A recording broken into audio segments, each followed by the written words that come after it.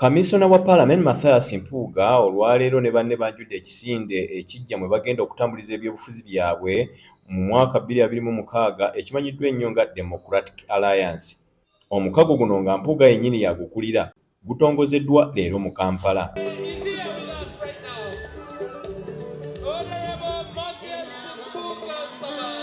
Bannakisinde kya DP Block ababadde batembeeta ensonga eno bakedde kukunganira mu kibuga Kampala okwanjula omukago guno omujja mwe basuubira okukolera ebyobufuzi byabwe n'okuvuganya mu mwaka 2026. Mpuuga abadde omulindwa atuukidde miziro okutuuka mu buwagizi be abadde bakuŋŋaanye erubaga wakati mu nnyimba ezimusuusuuta saako okuddiŋŋana omubala gw'ekisinde ekijja.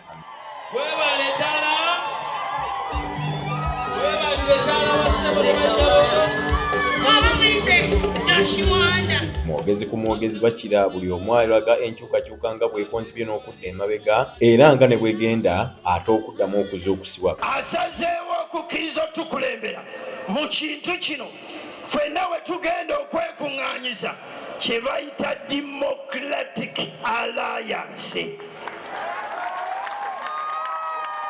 kifuuke ennyumba buli muntu yenna waasobola okukola ki waasobola okuyingira. As the slogan has been put to us, it is indeed a new dawn. It is a new day.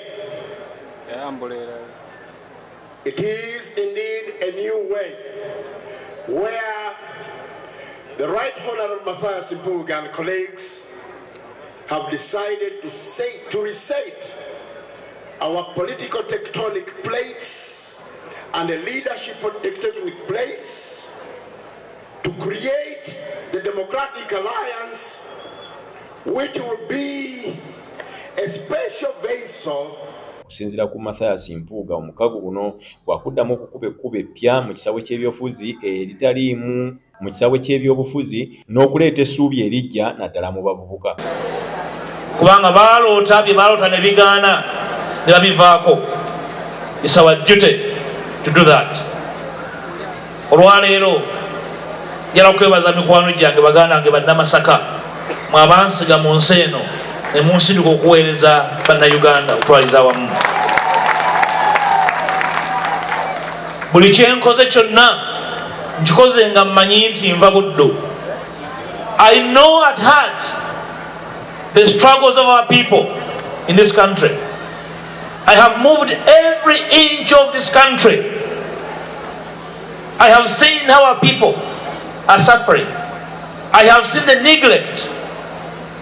I have witnessed firsthand what leadership or the lack of it does or has done and visited to this country. Mpuuga akkatiriza nga bwe beetaaga buli muntu eyettanira enkyukakyuka awatali okusosola ddiini oba eggwanga lye.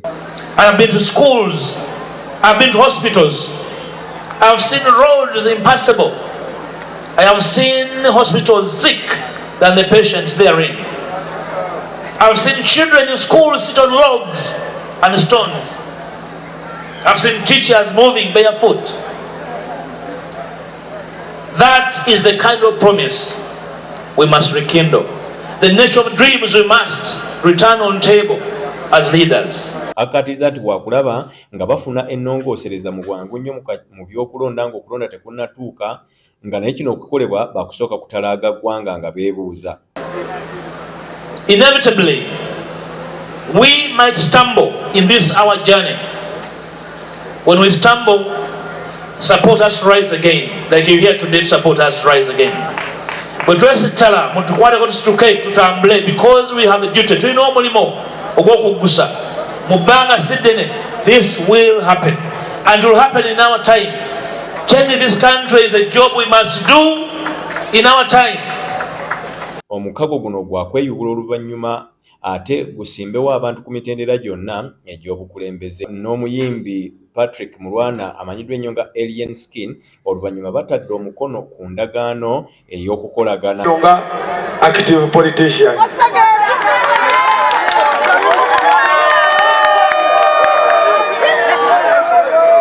Lwakuba mukulu wange yebyayogera bya buvunaanyizibwa. ate nange byange byenjogera bya buvunaanyizibwa bako biyisaamu amaaso kati awo mu makkati awo we balibuusiza amaaso wetuteerako ebyo ebikolwa. Mpuuga kirajjukira nti yayawukana n'ekibiina kye ekya National Unity Platform ng'entabwe eva ku nsimbi obukadde 5 ekibiina kye ze kyali kimulumiriza okwezibika ekintu ye kye yeegaana.